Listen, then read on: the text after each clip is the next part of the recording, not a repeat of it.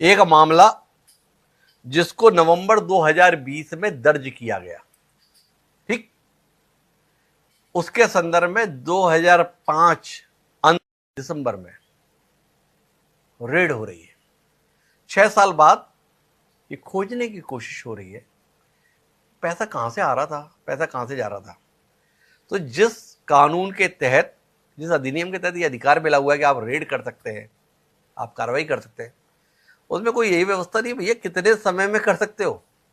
जब मन किया हम उठा के चल दिए, जिसके यहां भी चल दिए। अगर ममता बनर्जी चुनाव से ठीक पहले छापे की कार्रवाई को राजनीतिक द्वेष से प्रेरित इस आधार पर बता रही है कि यह कंपनी हमारी चुनावी रणनीति का काम कर रही है, इस कंपनी का प्रमुख हमारा आईटी सेल का प्रमुख है, तो कुल मिला के सुप्रीम कोर्ट में, हाई कोर्ट में क्या होगा, पर जनता की अदालत में यह संदेह तो पैदा होता है ना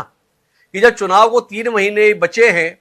एक कंपनी जो चुनावी रणनीति का काम कर रही है, एक कंपनी जो सत्तारूढ़ दल पश्चिम बंगाल का है उसके लिए पूरा काम कर रही है, उस समय पर ईडी 6 साल पुराने मामले में जा रही है। इसके संदर्भ में प्रदीप शर्मा जी, कोई लॉ प्रोटेक्शन है, कोई कानूनी संरक्षण है? ममता बनर्जी अगर वहां पहुंची है तो इसे कानून किसी दृष्टि से सही ठहरा सकता है?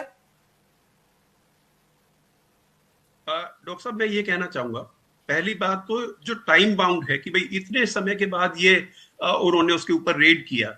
ये कोई टाइम बाउंड नहीं है, यहां पर कोई टाइम का प्रोसीजर नहीं है। और मैंने जैसा कि अभी आपको बताया था कि ये जो रेड्स होती है पीएमएलए की, ये on the basis of certain information होती है। आप किस टाइम पे कहां पर क्या हो, ये इंफॉर्मेशन आज तक उन्होंने डिस्क्लोज की नहीं है, तो उनके पास पावर्स हैं। सुप्रीम कोर्ट ने भी कुछ टाइम पहले एक पिटीशन लगी थी सुप्रीम कोर्ट में कि ईडी की पावर्स को कर्टेल कर दिया जाए,